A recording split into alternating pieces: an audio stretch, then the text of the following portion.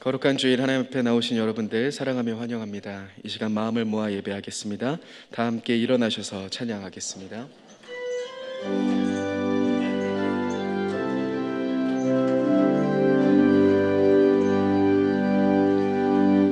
예수의 이름으로 나는 일어서리라.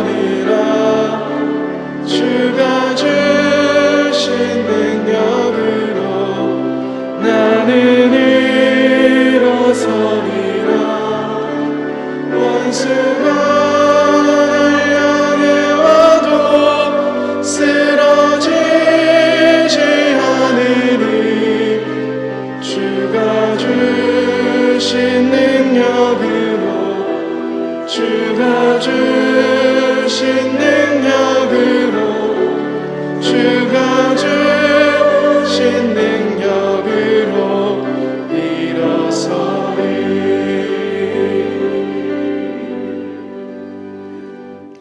그가 찔림은 우리의 허물 때문이요 그가 상함은 우리의 죄악 때문이라. 그가 징계를 받음으로 우리는 평화를 누리고 그가 채찍에 맞음으로 우리는 나음을 받았도다.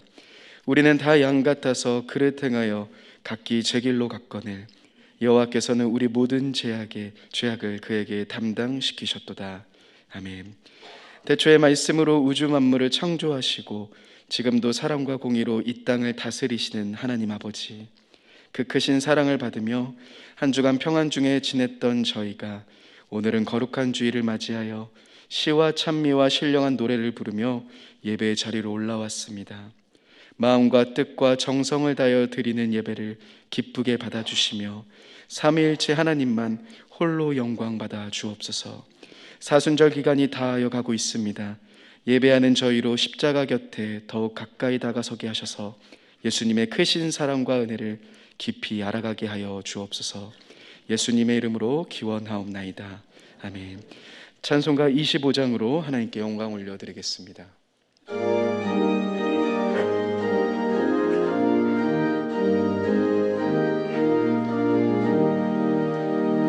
멸류관 벗어서 주 앞에 드리세.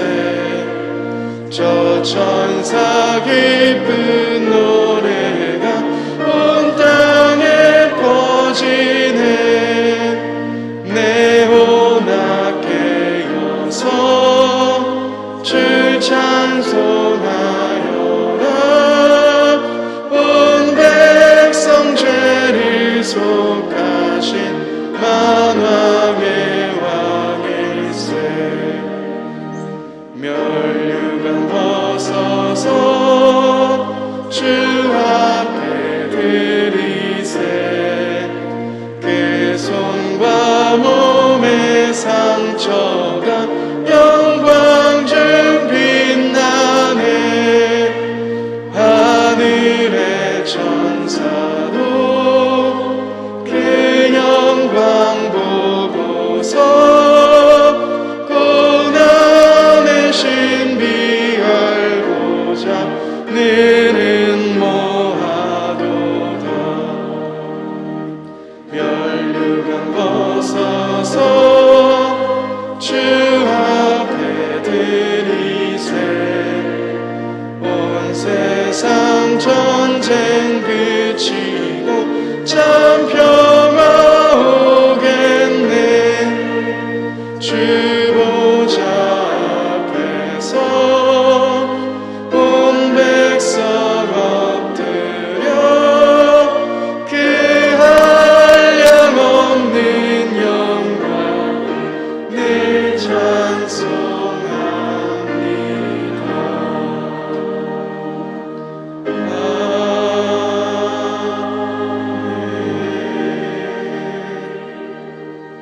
자리에 앉으시겠습니다. 사순절의 말씀으로 성시를 교독하겠습니다. 성시 교독문은 주보 1면과 화면을 첨조해 주시기 바랍니다. 나의 영혼이 잠잠히 하나님만 바라며 나의 구원이 그에게서 나오는도다.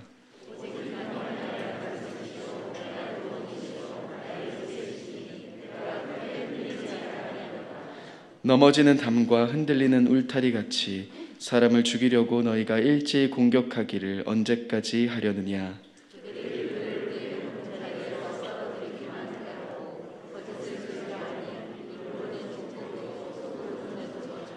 나의 영혼아 잠잠히 하나님만 바라라. 물은 나의 소망이 그로부터 나오는도다.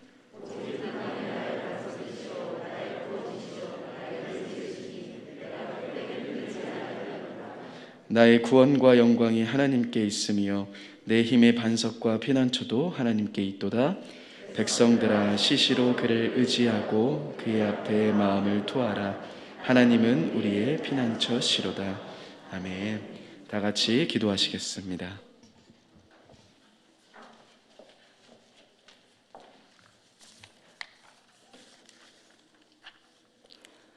천지를 창조하시고 생사 화복을 주장하시는 하나님, 주님의 나라에 이렇게 모여서 찬양과 경배를 주님께 올려드립니다.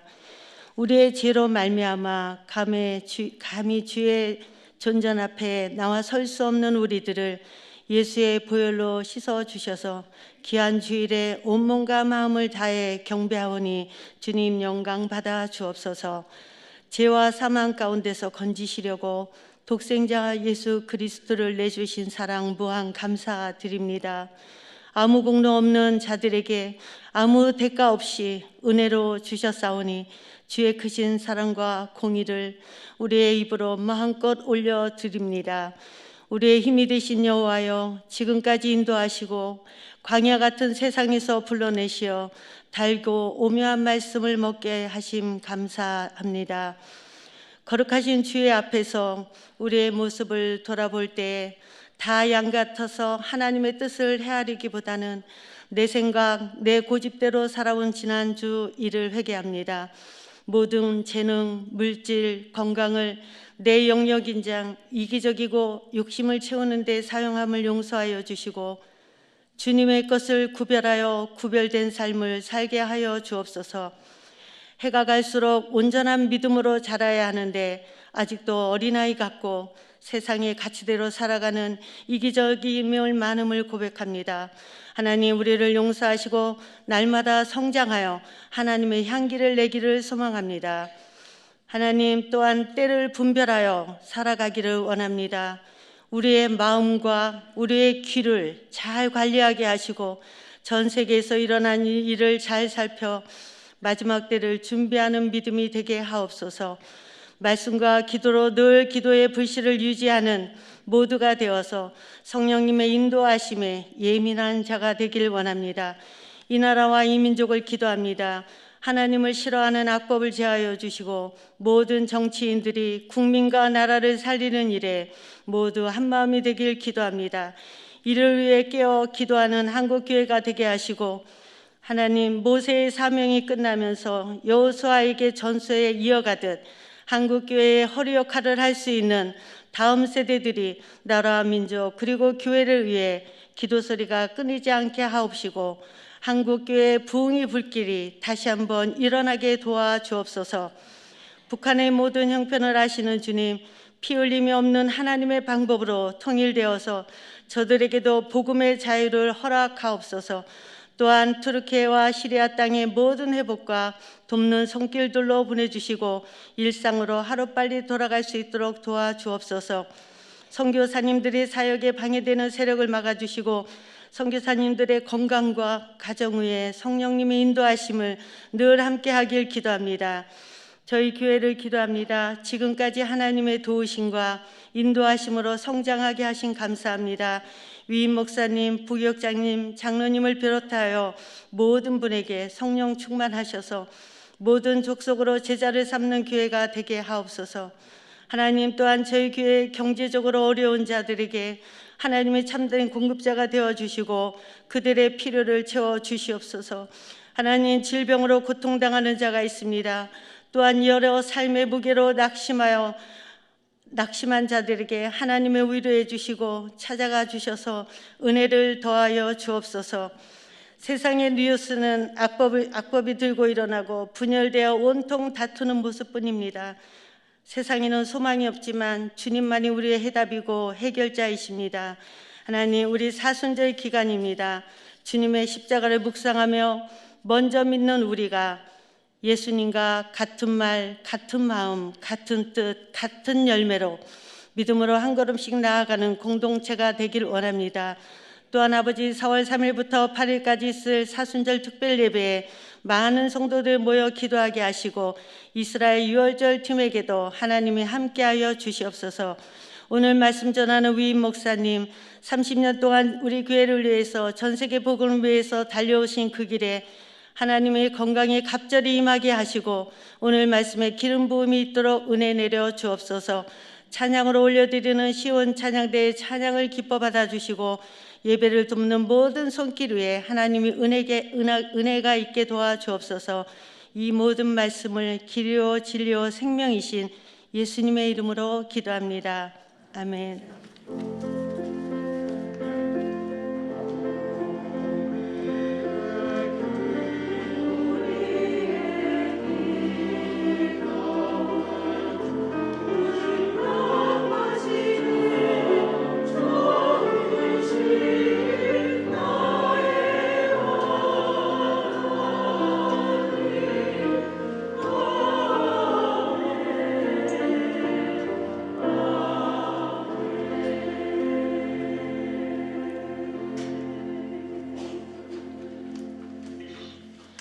다 같이 자리에서 일어나셔서 마음과 정성을 다해 드린 예물을 하나님께 봉헌하겠습니다.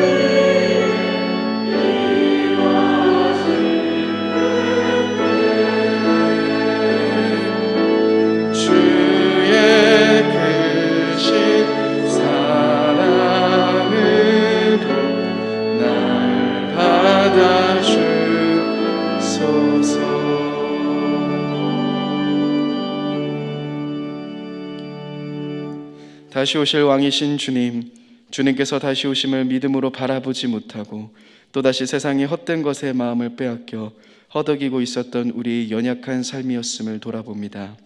주님만을 바라보지 못했고 주님이 아닌 다른 것을 의지하고 있었던 지난날의 우리들의 삶을 회개합니다. 사랑의 주님, 이 시간 우리의 모든 삶을 주님께 맡겨드리오니 우리를 다스려 주시고 하나님의 나라를 경험하는 우리의 삶 되게 인도하여 주옵소서. 모든 것이 주님에게서 온 것이기에 11조와 감사의 예물을 드립니다. 또한 주님이 주신 사랑에 감사하기에 구제 헌금과 선교 헌금, 장학 헌금과 지정 헌금을 올려드립니다. 또한 공동체의 필요와 열방의 필요를 돌아보며 느헤미야 헌금과 트르키의 지진 복구를 위한 헌금을 올려드립니다. 고통 가운데 하나님의 손길이 필요한 곳에 사용하여 주시고 30배, 60배, 100배로 채우시는 은혜 또한 경험하는 삶이 되게 하여 주옵소서. 이 시간 군에서 수고하는 자녀들이 있습니다. 원치 않는 질병과 싸우는 성도들이 있습니다. 가정에서, 직장에서, 해외에서 온라인으로 예배하며 하나님의 은혜를 갈망하는 일산 충신의 가족들이 있습니다. 주님께서 찾아가 주시어 새 힘을 더하여 주옵소서. 이 모든 말씀 우리의 왕이시며 우리의 전부이신 예수님의 이름으로 기도드립니다. 아멘. 자리에 앉으시겠습니다.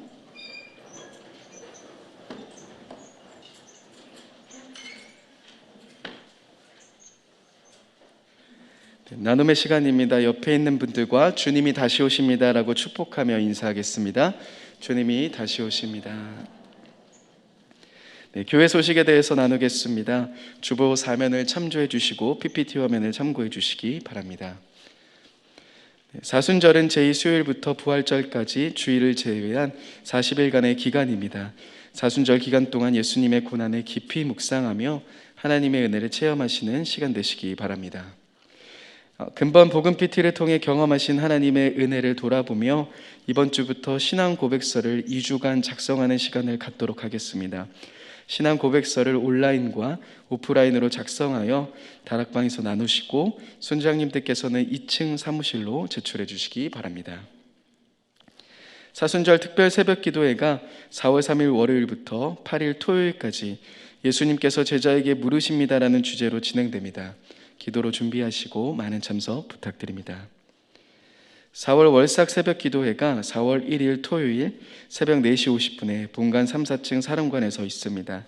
예배 순서를 맡으신 분들과 분부형 분장 위원들께서는 확인하시고 참석해 주시며 모든 성도님들 또한 예배로 4월을 시작하시는 귀한 시간 되시기 바랍니다. 4월 순장 모임은 복음 PT 신앙 고백서 안내 영상으로 대체되어 운영됩니다. 신앙 고백서 안내 영상은 4월 2일 주일 1시 30분에 발송될 예정입니다. 재직회가 4월 9일 주일 3부 예배 후 본관 3층 사령관에서 진행됩니다. 안건은 1분기 결산입니다.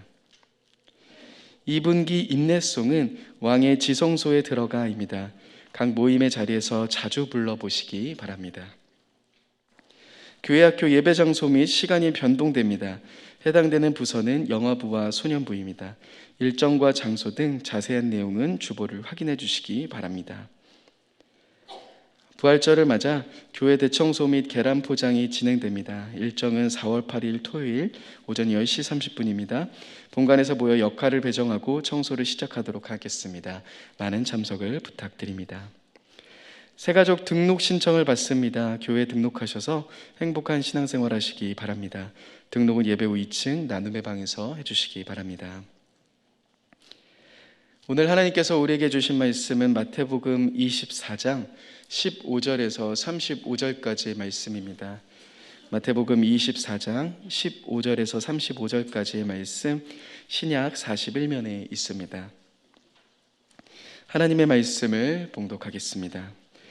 그러므로 너희가 선지자 다니엘이 말한 바 멸망에 가증한 것이 거룩한 곳에 선 것을 보거든 읽는 자는 깨달을진저 그때 유대에 있는 자들은 산으로 도망할지어다 지붕 위에 있는 자는 집안의 물건을 가지러 내려가지 말며 밭에 있는 자는 겉옷을 가지러 뒤로 돌이키지 말지어다 그날에는 아이벤 자들과 젖먹이 자들에게는 화가 있으리로다 너희가 도망하는 일이 겨울에나 안식일에 되지 않도록 기도하라 이는 그때에 큰 환난이 있겠음이라 창세로부터 지금까지 이런 환난이 없었고 후에도 없으리라 그날들을 감하지 아니하면 모든 육체가 구원을 얻지 못할 것이나 그러나 택하신 자들을 위하여 그날들을 감하시리라 그때 사람이 너에게 말하되 보라 그리스도가 여기 있다 혹은 저기 있다 하여도 믿지 말라 거짓 그리스도들과 거짓 선지자들이 일어나 큰 표적과 기사를 보여 할 수만 있으면 택하신 자들도 미혹하리라 보라 내가 너희에게 미리 말하였노라 그러면 사람들이 너희에게 말하되 보라 그리스도가 광야에 있다 하여도 나가지 말고 보라 골방에 있다 하여도 믿지 말라 번개가 동편에서 나서 서편까지 번쩍임 같이 인자의 임함도 그러하리라 주검이 있는 곳에는 독수리들이 모일 것이니라 그날 환난 후에 즉시 해가 어두워지며 달이 빛을 내지 아니하며 별들이 하늘에서 떨어지며 하늘의 권능들이 흔들리리라 그때 인자의 징조가 하늘에서 보이겠고 그때 땅의 모든 족속들이 통곡하며 그들이 인자가 구름을 타고 능력과 큰 영광으로 오는 것을 보리라 그가 큰 나팔 소리와 함께 천사들을 보내리니 그들이 그의 택하신 자들을 하늘 이 끝에서 저 끝까지 사방에서 모으리라. 무화과 나무의 비유를 배우라. 그 가지가 연하여 지고 잎사귀를 내면 여름이 가까운 줄 아나니 이와 같이 너희도 이 모든 일을 보거든 인자가 가까이 곧 문 앞에 이른 줄 알라. 내가 진실로 너희에게 말하노니 이 세대가 지나가기 전에 이 일이 다 일어나리라. 천지는 없어질지언정 내 말은 없어지지 아니하리라. 아멘. 시온 찬양대의 찬양이 있겠습니다.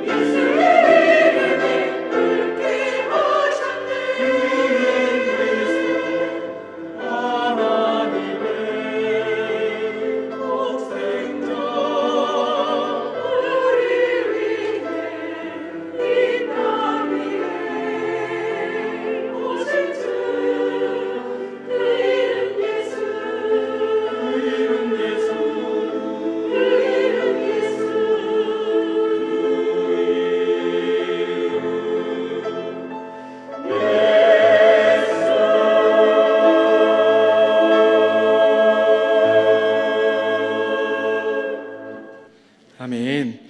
위임 목사님께서 내 말은 없어지지 아니하리라는 제목으로 말씀을 선포하실 때 많은 은혜 받으시기 바랍니다.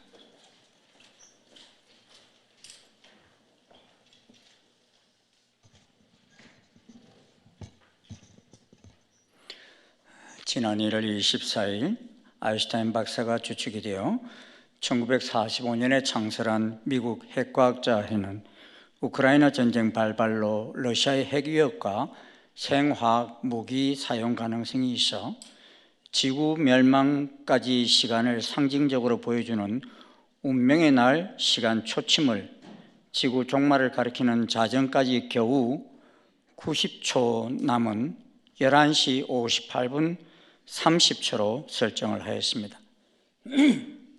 이들은 과학적인 근거를 바탕으로 1947년부터 매년 지구의 종말 시각을 계산하는 단체입니다. 점술가들과 세상의 많은 분야에서 지구의 종말을 예고하고 있습니다. 그런데 성경에서는 인류의 시작을 말씀하고 있을 뿐만 아니라 예수님의 재림의 시간을 여러 가지 사항으로 자세하게 언급하고 있습니다. 그리고 무엇보다도 이를 말씀하신 분이 하나님이십니다. 이 세상에서 되어질 일에 대해 핵과학자들의 발표보다도 더 신뢰할 수 있는 분이 누구시겠습니까? 이는 바로 역사의 수레바퀴를 돌리시는 예수 그리스도이십니다. 세상 사람들은 많은 통계와 일어나는 현상들을 가지고 내다봅니다만 예수님의 말씀은 1.1핵도 틀림이 없으시고 거짓이 없으시다는 점에서 우리는 예수님 말씀에 100% 믿음을 가지고 나아갈 수 있는 것입니다.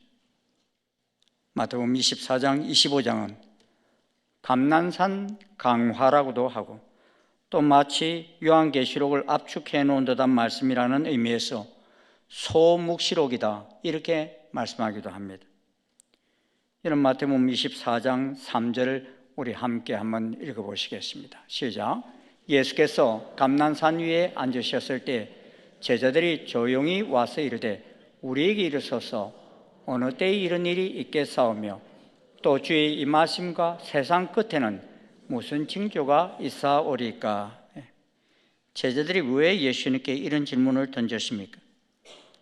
예수님께서 1절과 2절에 예루살렘 성전에서 나와서 가시면서 성전 건물을 가리키시면서 말씀합니다.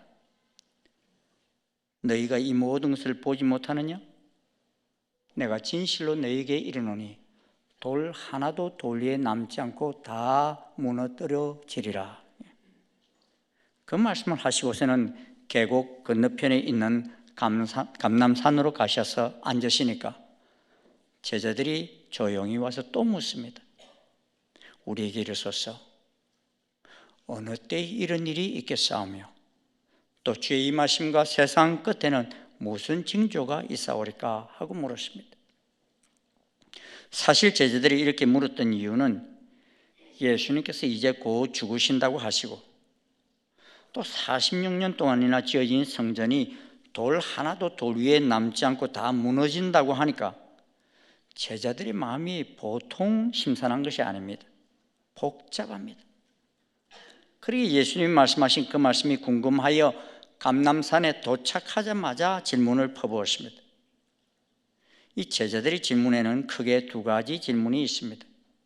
첫째 질문은 지금 보고 있는 저 성전 건물들이 돌 하나도 돌 위에 남지 않고 다 무너뜨려지리라 하셨는데 어느 때 이런 일이 있겠습니까?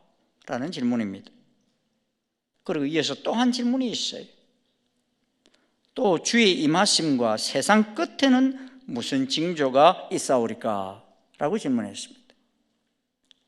여기에 대해서 예수님은 24장과 25장에 대략 세 가지로 답하고 있습니다. 첫째는 이제 곧 예루살렘 성전이 파괴될 것에 대한 말씀입니다. 사실 성전 돌 하나도 돌 위에 남지 않고 다 무너지는 사건이 언제 일어났습니까? 여러분 역사적으로 언제 일어났어요? 주후 70년 로마의 티토 장군이 예루살렘을 공격했을 때 3년 동안 포위하고 있다가 완전히 돌 하나도 돌 위에 남지 않고 다 무너뜨려졌습니다. 지금 통곡의 벽은 여러분 성전벽이 아닙니다. 주 70년 예루살렘을 파괴할 때 거의 100만 명 이상이 죽고 9만 명 정도가 포로로 잡혀갔습니다. 그리고 이스라엘 백성들을 열방에 다 흩어버리셨습니다. 그렇게 사실상 이스라엘이라고 하는 이름이 1900년 동안 이 땅에서 사라져버립니다. 성전도 사라지고 이스라엘 나라도 사라지고 이스라엘 백성들도 사라지고 이방인들이 이 땅을 차지하게 됩니다. 그런데 예수님은 주 70년에 일어날 일만 예언한 것이 아닙니다. 세상 끝에도 일어날 일을 예언하셨습니다. 왜냐하니 제자들이 질문한 내용이 성전에 돌 하나도 돌 위에 남지 않은 데에 대해서만 물은 것이 아니라 또 이어서 예수님의 임하심과 세상 끝에는 무슨 징조가 있겠느냐고 물었기 때문입니다. 그래서 둘째로 이제 세상 끝에 일어날 일 가운데서도 재난의 시작에 있게 될 것에 대한 말씀을 하십니다. 34절을 보노라면 내가 진실로 너희에게 말하노니 이 세대가 지나가기 전에 이 일이 다 일어나리라 말씀하십니다. 이를 직역하면 이렇게 번역할 수 있습니다. 진실로 내가 너희에게 말한다. 이 모든 것들이 일어날 때까지 이 세대가 결코 지나가지 않는다는 것을 이렇게 번역할 수 있습니다. 무슨 말입니까? 예수님이 말씀하신 이 말씀이 모두 성취될 때까지 이 세대는 끊이지 않고 지속되게 된다는 것입니다. 그렇게 지금도 예수님이 말씀하신 이 세대는 계속되고 있는 것입니다. 왜냐하면 아직도 예수님께서 하신 말씀이 다 성취되지 않았기 때문입니다. 그렇다면 예수님이 다시 오실 날이 가까울 때 일어날 징조가 무엇입니까? 8절에 보면 이 모든 것은 재난의 시작이니라 라고 말씀하고 있습니다. 즉 세상 끝에 있게 될 징조의 시작에 있게 될 일들을 열거하고 있습니다. 5절입니다. 많은 사람이 예수님의 이름으로 와서 나는 그리스도라 하여 많은 사람을 미혹하겠다 하였습니다. 이는 굳이 외국을 찾아보지 않아도 됩니다. 한국 땅만 해도요, 자칭 예수가 왜 그렇게 많은지. 요새 자칭 예수를 하는 사람이 감옥에 가고 그러죠 지금. 6절입니다. 난리와 난리 소문을 듣겠으나 너희는 삼가 두려워하지 말라. 이런 일이 있어야 하되 아직 끝은 아니니라. 요새 열방은요, 제가 이제 68년을 살았는데 68년 살면서 이렇게 큰 난리와 소문들을 들어본 적이 없는 그런 소문들이 우리 주변에 너무 많이 일어나고 있는 것을 보게 됩니다. 하도 많은 사건 사고들이 일어나다 보니 어지간한 것은 뉴스에 나오지도 않습니다. 생각지도 않는 근실한 은행들이 갑자기 문을 닫습니다. 돈 많이 넣어두신 분들 걱정되시죠 요새? 예. 며칠 전에는 호주의 한강에서요, 수백만 마리의 고깃대가 갑자기 죽었어요. 호주같이 저렇게 환경이 좋은 나라 강에서 수백 마리가 아니고 수백만 마리, 저 허옇게 떠 있는 게 다 죽은 고기들이. 흑해에서는 돌고래 5만 마리가 갑자기 떼죽음을 죽었어요. 돌고래가 예로는 5만 마리가 죽었어요. 지구촌 곳곳이 이상 기온으로 인해서 난리입니다. 사막지대에 홍수가 납니다. 곳곳에 폭설과 주먹만한 우박으로 인해서 곡물 생산이 초토화되고 있고, 전쟁으로 인해서 기름과 가스와 식량을 수출하는 길이 막힙니다. 7절에 뭐라고 그럽니까? 민족이 민족을, 나라가 나라를 대적하여 일어나겠고 곳곳에 기근과 지진이 있으리니 이 모든 것이 재난의 뭐라? 재난의 시작이니라. 지금 세계 곳곳에서 민족 간의 싸움이 일어나고 있습니다. 국경을 맞대고 있으면서 친한 나라가 거의 없어요. 대형 지진과 화산 폭발이 연일 일어나고 있습니다. 그런데 주님께서는 이 모든 것이 재난의 시작이니라 라고 말씀합니다. 이제 이러한 때를 지나 예수님이 세상 끝에 있을 징조를 말씀하십니다. 32절과 33절을 보면 이런 말씀을 하십니다. 우리 한번 같이 읽어보시겠습니다. 시작. 무화과 나무의 비유를 배워라. 그 가지가 연하여지고 잎사귀를 내면 여름이 가까운 줄을 아나니 이와 같이 너희도 이 모든 일을 보거든 인자가 가까이 곧 문 앞에 이른 줄을 알라.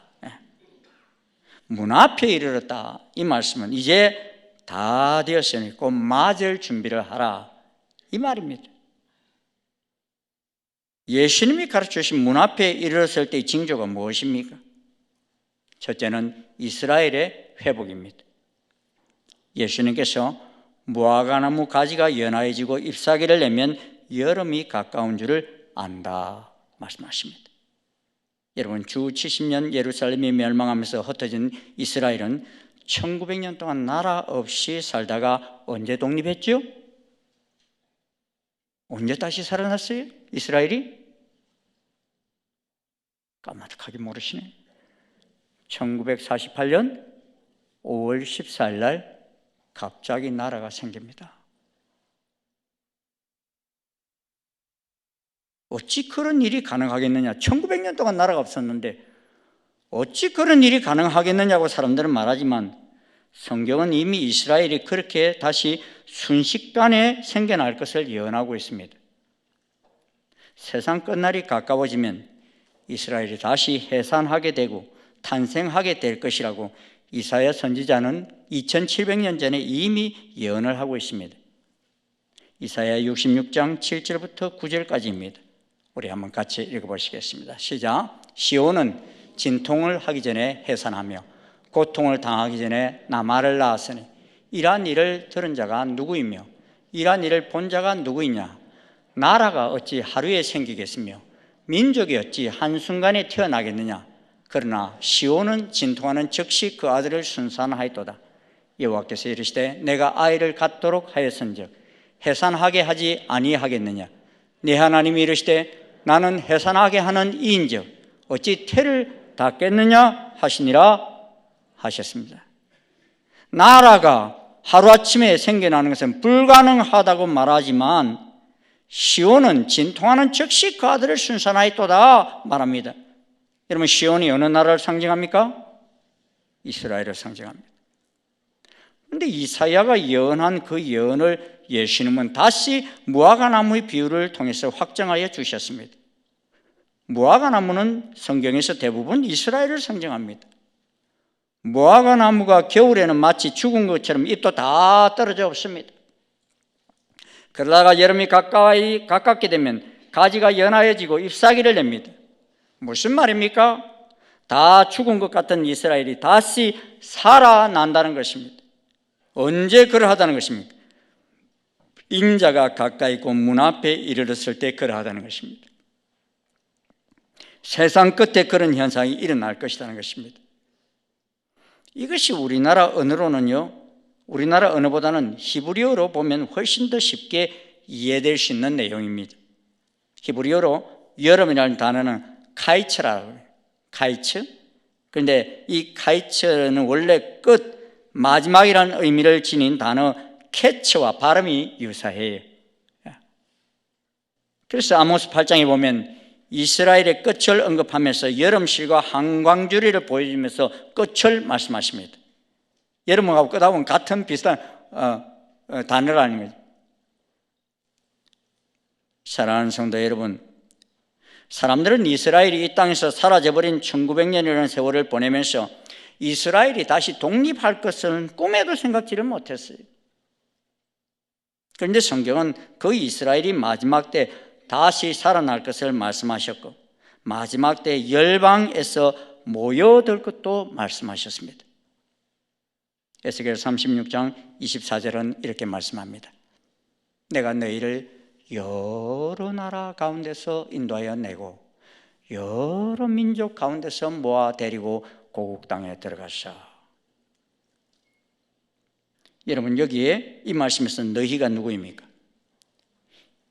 에스겔 36장 22절을 보면요, 이름으로 너는 이스라엘 족속에게 이르기를 하고 구체적으로 말씀합니다. 이스라엘 족속에게 이르기를 이렇게 말씀했어요. 이스라엘 족속을 말하고 있는 겁니다. 그리고 내가 누구입니까? 주 여호와이십니다.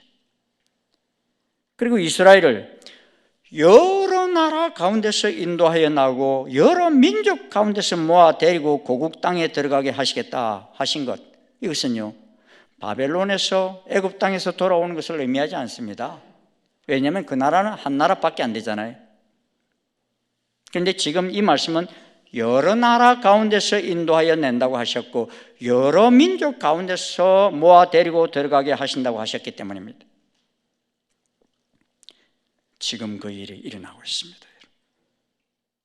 지난 2022년 작년이잖아요. 한 해 동안 이스라엘로 돌아온 유대인들이요 95개국에서 7만 5천 명이 돌아왔어요. 좀 놀라세요. 95개국에서 돌아왔다. 여러 나라, 여러 민족에서 돌아왔지 않습니까? 이런 일이 지난 2000년 동안은 없던 일입니다.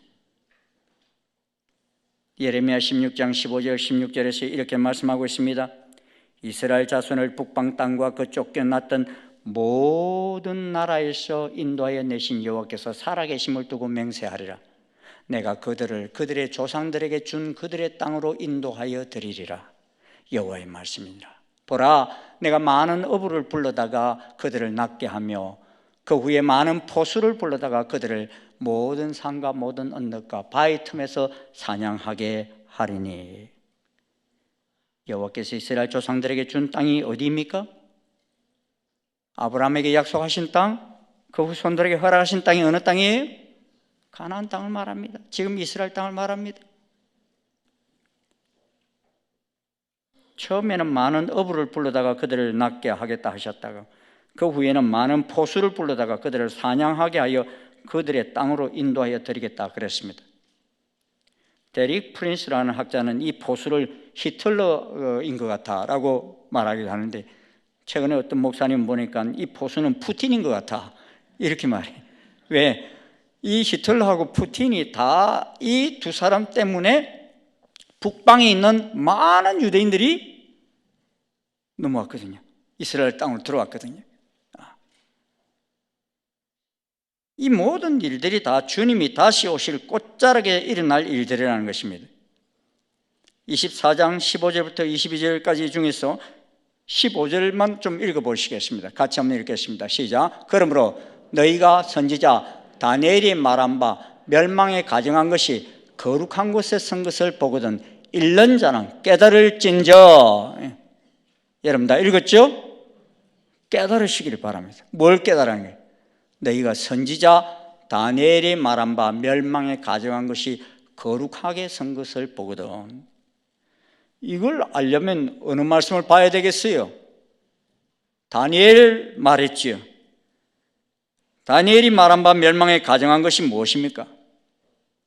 다니엘 9장 27절에 보면 이런 말씀이 있습니다. 같이 한번 읽겠습니다. 시작. 그가 장차 많은 사람들과 더불어 한 일해 동안에 언약을 굳게 맺고 그가 그 일의 절반의 제사와 예물을 금지할 것이며 또 포악하여 가정한 것이 날개를 의지하여 설 것이며 또 이미 정한 종말까지 진노가 황폐하게 하는 자에게 쏟아지리라 하였느니라 하니라. 또 이미 정한 종말까지 진노가 황폐하게 하는 자에게 쏟아진다 했습니다. 그가 누구입니까? 그가 장차 그랬는데 이에 대해서 학자들은 상반된 견해를 말합니다. 그는 적그리스도라는 견해와 그는 예수 그리스도라 하는 견해가 있습니다. 저는 그를 적그리스도로 봅니다. 그리고 한 일해 동안의 언약이란 7년 대환란을 말합니다. 그리고 그 일의 절반의 제사와 예물을 금지할 적그리스도가 등장할 것입니다. 후 3년 반에 그러한 일들이 일어날 것입니다.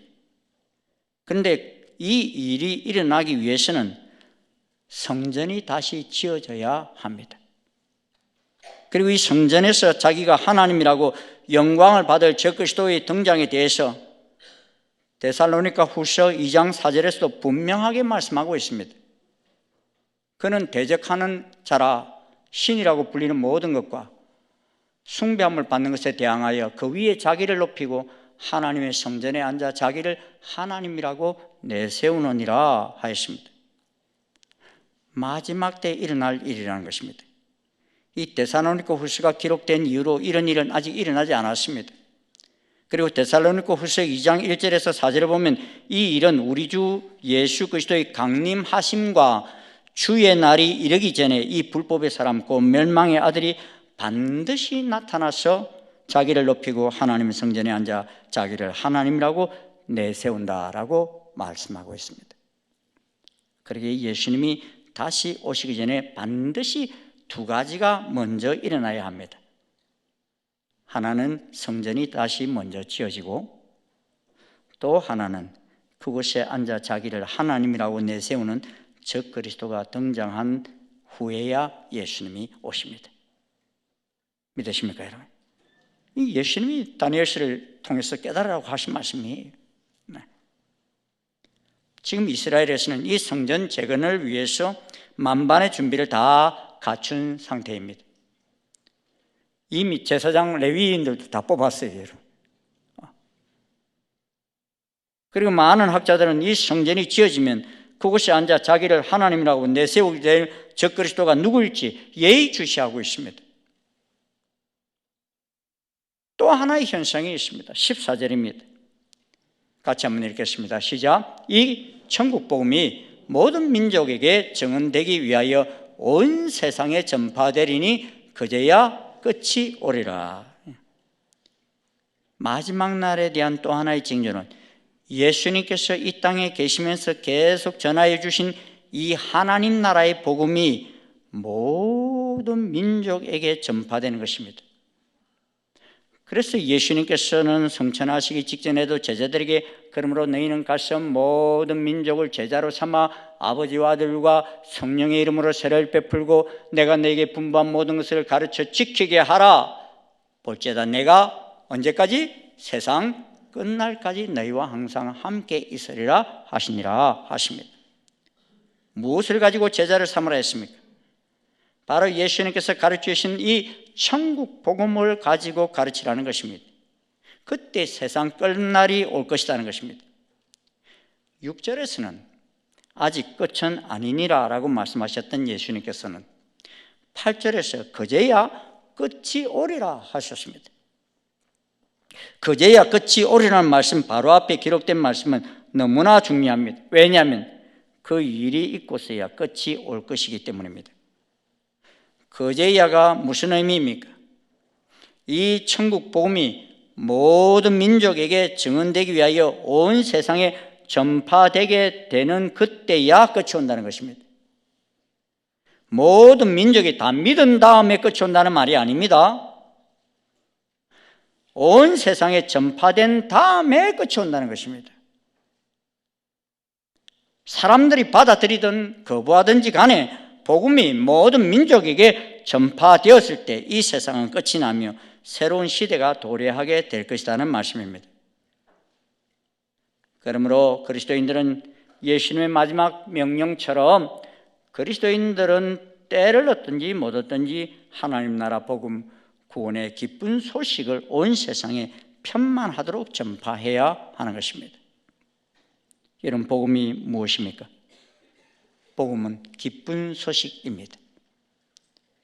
그런데 이 복음이 왜 기쁜 소식입니까? 우리로 하여금 천국 백성이 되게 하는 소식이기 때문입니다.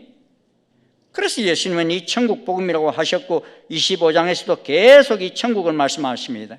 25장 1절에도 천국은 마치 등을 들고 신랑을 맞으러 나간 열 처녀와 같다 말씀하십니다. 양과 염소를 비유하시면서도 창세로부터 너희를 위하여 예비된 나라를 상속받으라 하셨습니다. 우리를 위하여 예비된 나라가 무엇입니까? 천국을 말합니다. 이 마태복음에서는요, 천국이라는 단어가 38번이나 언급되고 있습니다. 미국 시민권을 얻는 길이 얼마나 힘이 드는지 몰라요. 한국 사람들이 많은 미국 가지만 이 시민권을 얻으려는지 잘 얻지를 못해요. 왜? 잘 주려고 하지 않기 때문이지.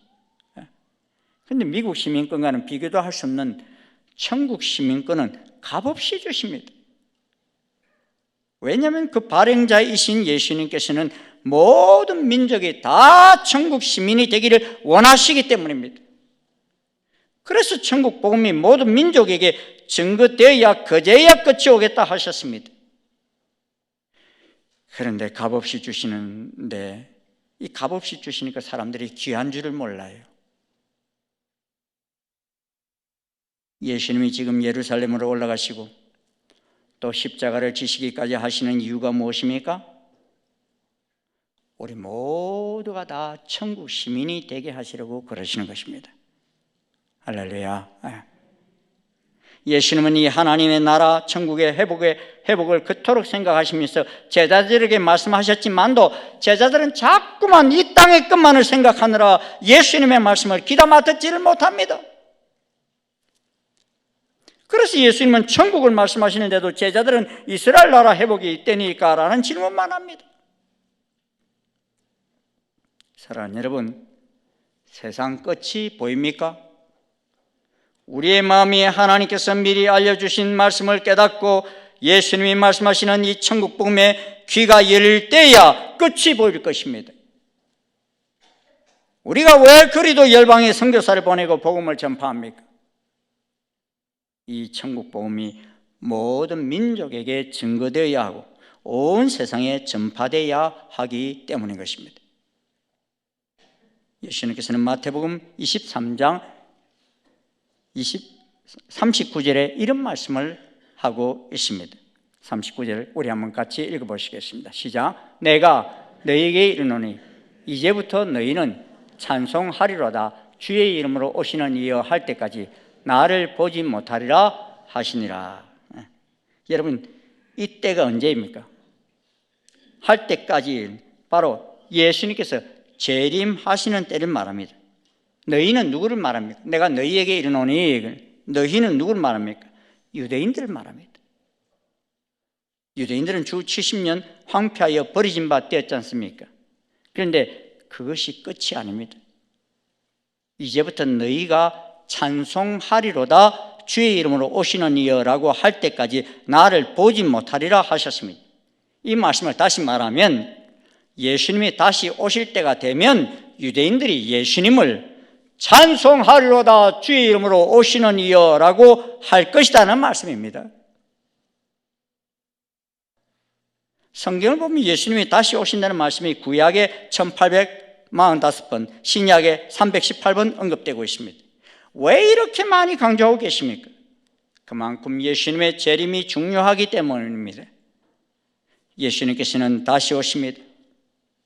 그런데 그때가 가까울 때 일어나는 현상 중에 중요한 한 현상은 유대인과 이방인이 하나가 되어진다는 것입니다.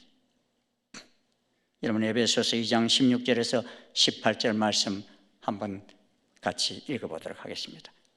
또 십자가로 이 둘을 한 몸으로 하나님과 화목하게 하려 하심이라.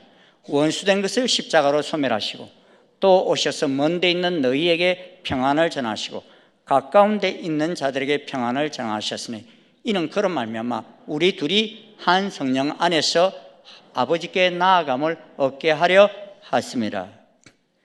이제 예수님께서 그 십자가를 지시게 되는 고난주간이 다가옵니다.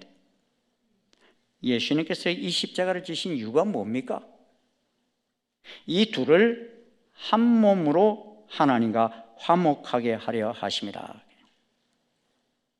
유대인과 이방인 이 둘이 한 성령 안에서 아버지께 나아감을 얻게 하려 하심이니라 하셨습니다. 하나님이 자기 백성을 버리셨습니까? 그럴 수 없습니다. 그동안 이스라엘이 이렇게 우둔하게 된 것은 이방인의 충만한 수가 들어오게 하시기 위해서라고 로마서 11장 25절은 말씀하고 있습니다. 그런데 이제 열방이 복음을 다 듣게 되었을 때에는 다시 이스라엘이 회복되어 온 이스라엘이 구원을 받게 되는 때가 오게 된다는 것입니다. 그때가 바로 예수님이 다시 오실 때라는 것입니다. 그리고 이 유대인들이 다시 돌아오게 되는 때에 쓰임을 받는 이들이 바로 이방인들입니다. 그래서 이번에 샤람 기도에서 바자회를 하였는데 참 성황리에 잘 마쳤습니다. 그런데 이 바자회를 한 이유가 뭐냐면 우리 많은 젊은이들을 이 이스라엘 땅에 보내어서 아직도 메시아를 알지 못하는 이들에게 예수님을 전하고자 하는 목적입니다. 마지막 때에 하나님의 뜻을 먼저 알게 된 우리들이 해야 할 일이기 때문인 것입니다. 사랑하는 여러분, 빌라도 총독이, 로마 총독 빌라도 총독이 예수님을 심문할 때 네가 유대인의 왕이냐라고 묻자 예수님께서 뭐라고 대답하셨죠? 이번 주 좀 성경을 읽으셔야 됩니다. 내 말이 옳도다 그랬어요. 근데 유대인들은 예수님 십자가 제패에, 여러분 십자가 위에 죄목이 붙지 않습니까? 거기에 유대인의 왕 이렇게 붙여 놓으니까 빌라도에게 막 그렇게 붙이지 말고 자칭 유대인의 왕이라고 붙여달라고 요청합니다. 근데 빌라도가 안 들어주죠. 유대인의 왕이라고 그냥 붙여요. 그랬더니만 이 유대인들이 십자가에 달려있는 예수님을 향해서 뭐라고 그럽니까? 너가 이스라엘의 왕이라면 지금 십자가에서 내려와 봐라! 그랬어요.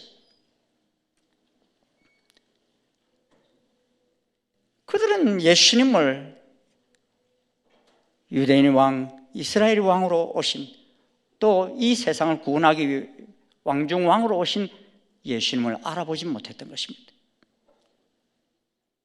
그런데 이제 이들이 이제 예수님께서 다시 오실 때에는 2000년 전에 오셨던 그 예수님이 왕으로 오신 예수님을 깨닫게 된다는 것입니다. 그래서 바루카와 벳셈 아도나이 찬송하리로다 주의 이름으로 오시는 이여 하며 그 노래를 부르며 메시아를 영접하게 된다고 예언하고 있는 것입니다. 이 바루카와 벳셈 아도나이 이 찬송은요 시편 118편인데 왕을 영접할 때 부르는 노래입니다. 근데 이 노래를 누가 부르겠다는 거예요? 유대인들이 부르겠다는 거예요. 언제? 주님이 오실 마지막 때에 그러한 찬송을 부르며 메시아를 영접하게 된다는 것입니다. 그날이 이제 가까워지고 있습니다. 우리는 이러한 일들을 일어나는 것을 이상히 여길 필요는 없습니다. 하나님은 우리들을 통해서 이 일이 성취되기를 원하십니다. 그러하기에 이 마지막 때에 약속하신 그 말씀이 성취되는 이 일에 쓰임받는 우리들이 되기를 원하십니다. 깨닫지 못했던 그들이 깨닫고 돌이키는 이 일에 특별히 우리들이 귀하게 쓰임받을 수 있기를 하나님은 소원하시고 이미 그렇게 예언하고 계십니다. 이는 하나님의 뜻을 이루는 일이기에 이 일에 쓰임받는 복된 우리들이 될 수 있기를 간절히 소원합니다. 이 사순절기 둘이 하나가 되기를 원하시며 십자가를 지신 예수님의 귀한 말씀을 이루어가는 복된 주의 자녀들이 되시길 주의 이름으로 축원합니다. 기도하시겠습니다. 주님 감사합니다. 주님이 이 땅에 육신을 입고 오셨지만도 그 땅 유대인 백성들은 유대인의 혈통으로 이삭, 다윗의 자손으로 오신 예수님을 알아보지를 못했습니다. 그래서 도리어 예수님을 십자가에 못 박아버리고 아버지 하나님 환난을 당하여 주 70년 온 세계 열방이 다 흩어져 버린 그들이었습니다. 하지만 하나님은 이 이방 땅들이 다 복음화될 때까지 아버지 하나님 그때를 기다리셨다고 이제 마지막 때에 그들을 버리지 아니하시고 다시 돌아오게 하시겠다고 말씀하셨는데 그 놀라운 역사를 이 시대에 이루어가고 계십니다. 주님, 하나님이 하신 말씀은 1.1억도 틀림이 없으신 것을 저희들이 보게 됩니다. 그리고 저희 모두가 정말 주님이 오실 날이 가까운 시대에 살고 있음을 다시 한번 깨닫습니다. 주님, 잃는 자들은 깨달을진저 말씀하셨는데 저희들이 눈이 열리게 하시고 귀가 열리게 도와주시옵소서. 아버지 하나님, 이 시대를 분별할 수 있는 저희들 에게 인도하여 주시옵소서. 그리고 이 마지막 때에 무엇을 해야 할지를 저희들이 보게 도와주시옵시고 마지막 때에 주님이 이루시고자 하시는 그 뜻을 이루어가는 저희 모두가 되게 인도하여 주시옵소서. 그래서 주님, 여기 머리 숙인 주의 자녀들 한 심령도 주님의 혼인잔치에 들어가지 못하는 자 없게 도와주시옵시고, 모두가 다 주님 오실 때 주님의 혼인잔치에 들어가 주님과 함께 동거하며 동락하는 복된 자녀에게 축복하여 주시옵소서. 예수님 이름으로 기도드리옵나이다. 아멘. 우리 다 자리에 일어나셔서 176장 찬송 함께 부르시겠습니다.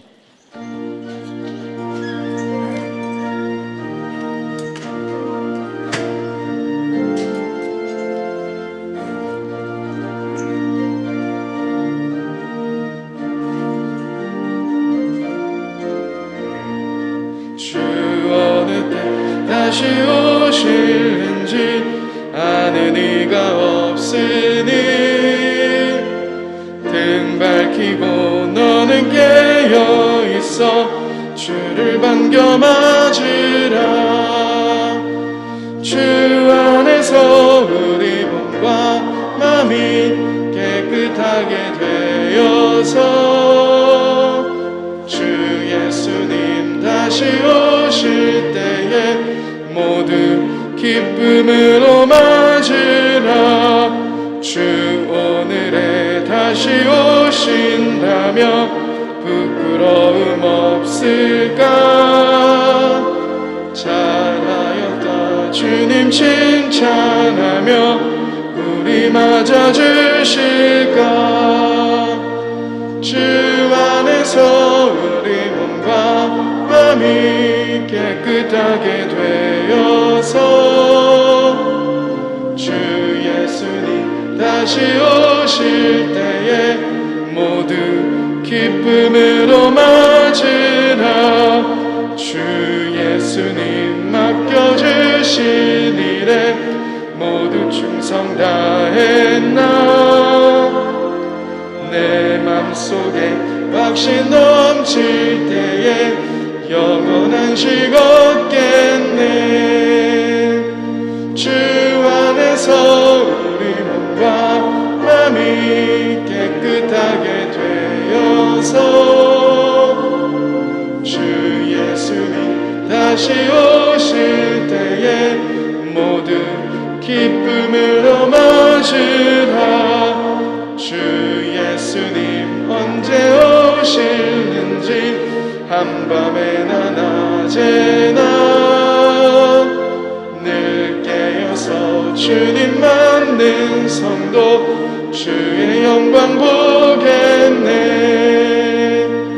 주 안에서 우리 몸과 마음이 깨끗하게 되어서 주 예수님 다시 오실 때에 모두 기쁨으로 맞으라.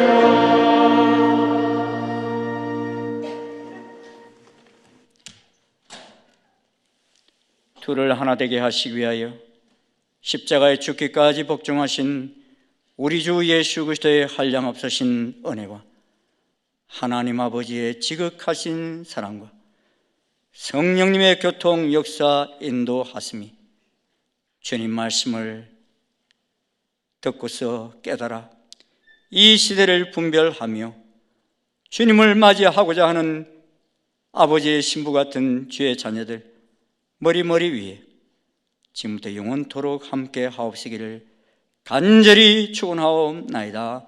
아멘.